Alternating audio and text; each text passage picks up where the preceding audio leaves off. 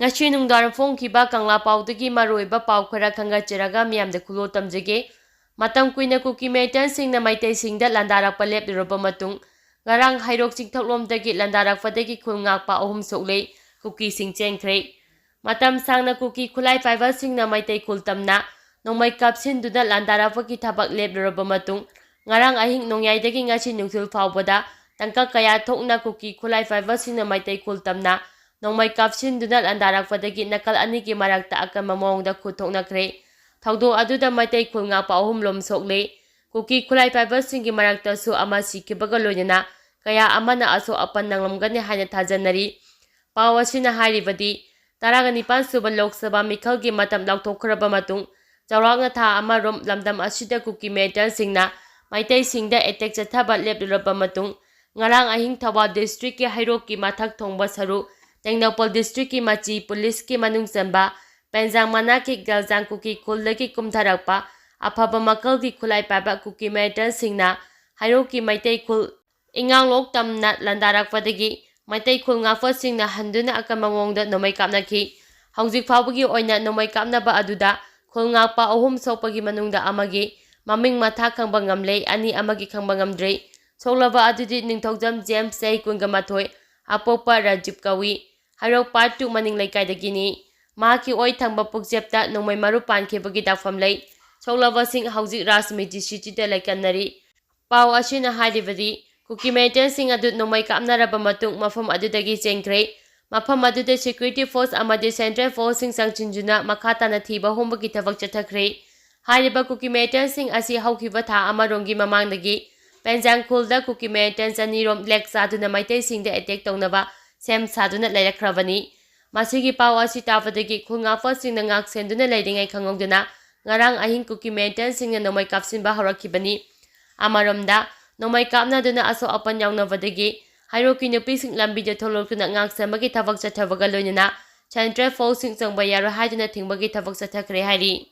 pareldagi maitai ki sawmill ama Kuki singna mai tharamle chenaba taruk fare Kaksing district ki pareldagi aimolsaf ki lambida leiba maitai ki sawmill ama Kuki khulai fiber singna maina tumna tharamle loinana thaudo aduda chenabani haina chingnaba Kuki taru tonga khulai kayaga konana fare sawmill tharambagi thaudo asi ngasi ayu anganba pung 2:45 tapda thokibani mai chakraba sawmill adu parel maning laikadagi mutum Rabi Chandra kauba amagini mai chakpa aduda mill ki machine sang amadi upuna lupa lakh nifu romgi polam maina tumna chakre mai chapagi paw adu tabadagi Kaksing fire service ki maikaidagi mai kanava changki adubu mai adudi kanba ngamhogna tumna chakre matungda Kaksing district police Tengnopol district police BSF amadi Assam Rifles ki team amana ahumbagi thabak chathagi maduda Kuki singge bangkar kaya laimbagi mathakta miyoi taru amasu tunga khulai kayaga konana fagatki hariba mafam asi 26 hectare Assam Rifles ka nangnabagi mathakta lambi adu Assam Rifles na state force amata janghandana lakhibani adubu ngasi operation chathaba matamdadi Assam Rifles na ngakliba mafam amadi BSF ki post mayada hariba Kuki khulai fiber sing adu bangkar kaya saduna lairamkhibani hairi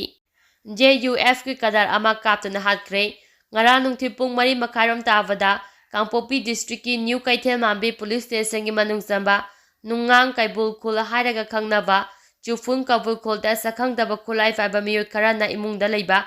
miyoi ama chingthoraga nongmaina kaptuna thamlamle hairi thaudok thofomdagi phangwa pauna hairibadi laikhidreba miyoi adu None district ki manung chamba dorang chiru kholdagi forei nung cheru chai 95 kawi mahak JUF ki kadarni hari amaromda mahakaplam liba miyoi sing adu NSCM IM ki kadar sing oiragani haina thajanari pawasina makha taribadi NSCM IM ni chingnava sing aduna laklaga Rongmai Naga Youth Organization Manipur gi nungang Chuangphun village leiba yunga punba office amagi imungdagi chingthoklaga masagi mayungi mangol maktada kaplaga hatkibani mahaki ngaksam amasung pukjepta nongmai maruna pankibagi mafam lei mafam aduda New Kaithel Mambigi police team ama laktuna asiba haksang adu lakhaikhre loina misi asigi matangda case amasu register tawkhre hari combined team na khulai sing phagakhre Bishnupur police command phagaksa police amasung 13 suba Kumari Zibengi apunba kanggu amana saitona ama de kwaktagi marakta leiba mafam amadagi lotuna thamba khulai kaya fagatpa ngamle. Paw asina hairibadi combined team asina ngarang lamthabung area da patrolling chatlingai phagokchau ikhai ganaknana leiba mafam amada khaw ama lairamba thengnabadagi khaw adu yengbada IED mari life round ani yawba magazine ama amadi point 2.2 gi magazine ama phangba ngamki pagalaba khulaising adu makha taba logi oiba thabak laukhatnaba phagokcha police station da khusinakhre hairi makha tarakpo oina pandam paujedagi maroiba paw khara amuk khagachiraga miyamde khudol tamjarenge SD Demand Maram Chai Bimol Akoizam Scheduled Drive Demand Committee Manipur SDCM na Maitei Miteva SD Lista Chalanabagi Damak Taliba Demand Maram Chai Tafom Topa Demand Haina Inner Manipur Parliamentary Constituency da Congress ki Mere Oidiba Dr. Angwamcha Bimol Akoizam na Pongdol Aduna Demand Asi Fangnava Angamba Thakta Honagani Haina Thazaba Pikre SDCM ki Mihul Kanggu Amaga Kaisam Tongda Leiba Merep asigi yumda haktengnana unabada Dr. Bimola Fongdokhibada Maitai Furup asi travel nate hajna irang asidasu atopa miyoi kharana aramba miyengda yengbiba amadi michang leitabadangna tawriba asi thoktanaba constitutional protection lauraga ST list chalanba haibasi yamna tangai fadaba thabak amani Maitai sing ST list chalanba mathau tai haibasi mahaki oinadi hanadagi hajna laklaba wafam amani Mikhalda mai papa paktaba thiduna demand asi fangnaba mai leinaba singda taksingani haiki loinina lamdama sida khundaminariba singi marakta atopana singchep tharakpada changdanaba akhoi mache wali sana hoba mathau tai maitai singna taliba demand asida kananasu thingbam thokte haiki Mikhal asi Manipur kanba pamba amadi Manipur thugaiba pamba kangbu anigi lani Soting Kumar handa pangthokkodoriba 19 suba Lok Sabha Mikhal asi Manipur kanba pamba amadi Manipur thugaiba pamba kangbu anigi marakta soknaba lani haina CPI state ke hanagi secretary L Soting Kumar na phongdokhre CPI Heirok local council senduna